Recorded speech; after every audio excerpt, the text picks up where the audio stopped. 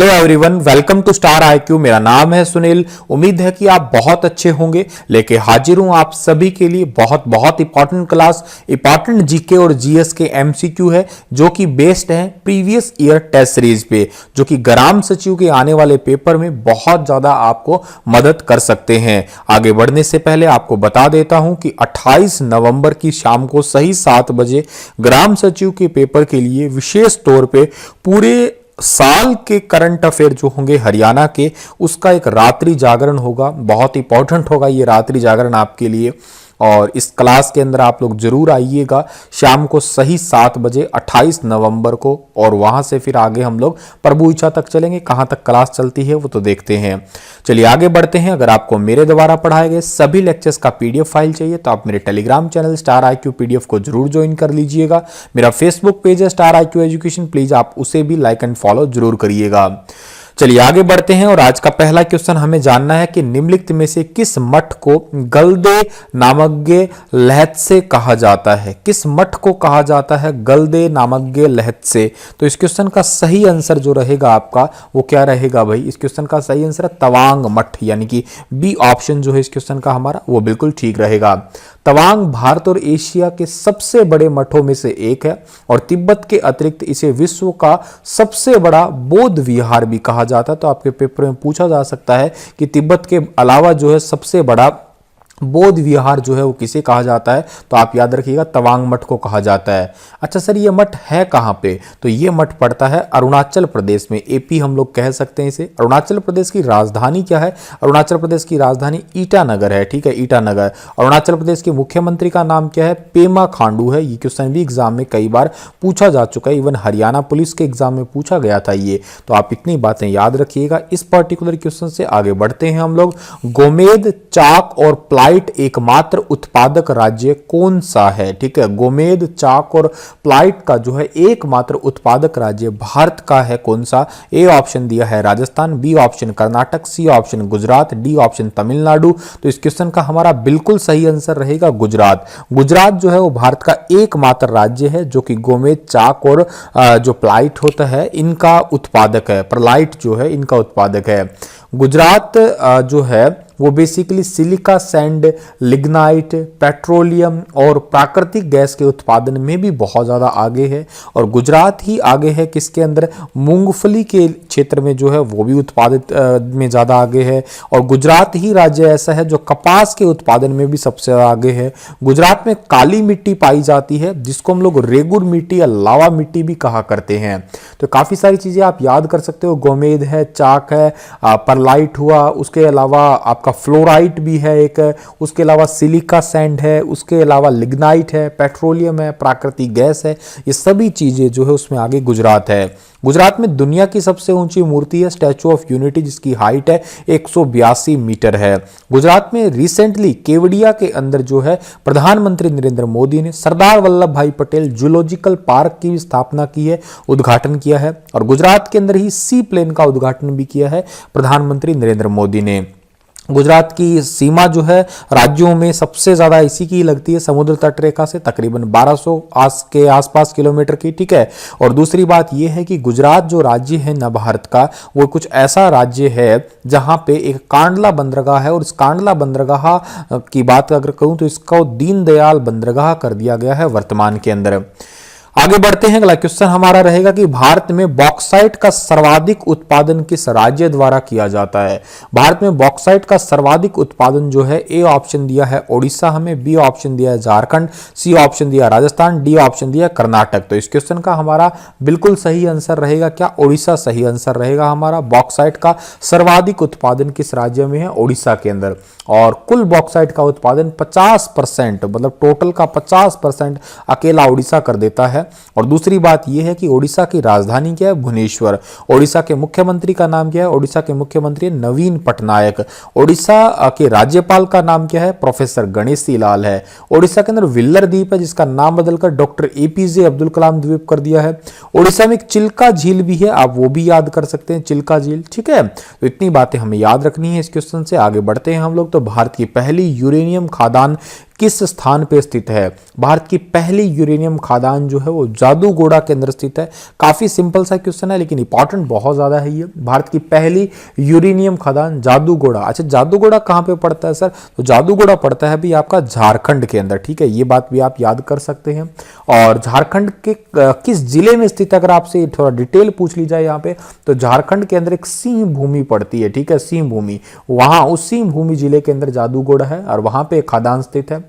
जबकि तुमानपल्ले यूरेनियम खदान आंध्र प्रदेश में स्थित है। तो आपके क्वेश्चन में, एग्जाम में ये भी क्वेश्चन बन सकता है कि तुमानपल्ले जो है ये आपकी जो खदान है या यूं कहिए यूरेनियम खदान है, ये कहाँ पे? आंध्र प्रदेश में है। और एक पिछली खदान भी आप याद कर सकते हैं। कौन सी मैंने बोली है? पिछली, ठीक है। ये पिछली खदान कहाँ पे है? बिहार के गया में है। और एक है दलभूम खदान, ठीक है, दलभूम। दलभूम कहाँ पे? अभी दलभूम भी झारखंड के सिंह भूमि में है। तो आपकी सारी चीजें याद रखनी है आपको इस पर्टिकुलर क्वेश्चन से। यूरेनियम दुनिया के सबसे महंगे पदार्थों में से नाम शामिल है, ठीक है, और यूरेनियम का एटॉमिक नंबर 92 है, वो भी बात आप याद कर सकते हैं। आगे जाते हैं तो ताबो मठ किस राज्य में स्थित है? ताबो मठ, ताबो मठ जो है आपके ए ऑप्शन दिया है अरुणाचल, बी ऑप्शन दिया है हिमाचल, सी ऑप्शन दिया है J&K और चौथा ऑप्शन आपको मिला है सिक्किम का। तो इस क्वेश्चन का सही आंसर रहेगा बी, यानी कि हिमाचल प्रदेश के अंदर ताबो मठ जो है वो स्थित है। ताबो मठ हिमाचल प्रदेश के लाहौल स्पीति जिले में, ठीक है, स्थित है। और वहां पे ऊंचाई इसकी अगर पूछी जाए तो 3050 मीटर जो है वो समुद्र तल से ऊंचाई है, ये बात भी आप याद रखिएगा। हिमाचल प्रदेश की राजधानी दो है, एक राजधानी क्या है? शिमला राजधानी है इसकी, और एक राजधानी प्लस में क्या है? एक राजधानी है धर्मशाला है। और हिमाचल प्रदेश जो है यहाँ के मुख्यमंत्री का नाम क्या है? जयराम ठाकुर है। और यहाँ के जो राज्यपाल हैं उनका नाम क्या है?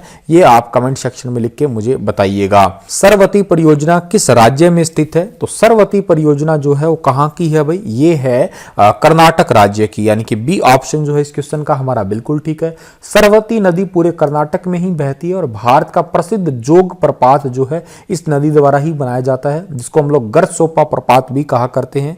कर्नाटक की राजधानी बेंगलुरु है, जहां पे इसरो यानी कि इंडियन स्पेस रिसर्च ऑर्गेनाइजेशन का हेडक्वार्टर भी है।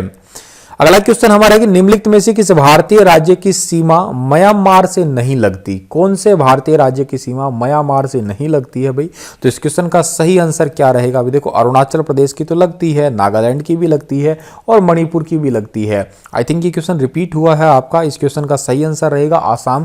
पहले भी ये क्वेश्चन आया था, याद रखिएगा। इसकी टोटल जो है भारत और म्यांमार के बीच में 1643 किलोमीटर की थल सीमा है। अरुणाचल प्रदेश, नागालैंड, मणिपुर, मिजोरम की थल सीमा म्यांमार से लगती है, जबकि अंडमान निकोबार द्वीप समूह की सीमा जो है वो म्यांमार से लगती है, समुद्री सीमा आप कह सकते हो उसे। आसाम के अंदर दुनिया का सबसे बड़ा नदीय द्वीप भी है, माजुली जिसका नाम है, ये भी बात आप याद कर सकते हैं। आगे बढ़ते हैं हम लोग। हरित क्रांति का पिता किसे कहा जाता है? बहुत इंपॉर्टेंट क्वेश्चन है, नॉर्मन बोरलॉग। बहुत ही आसान सा सवाल है लेकिन इंपॉर्टेंट बहुत है।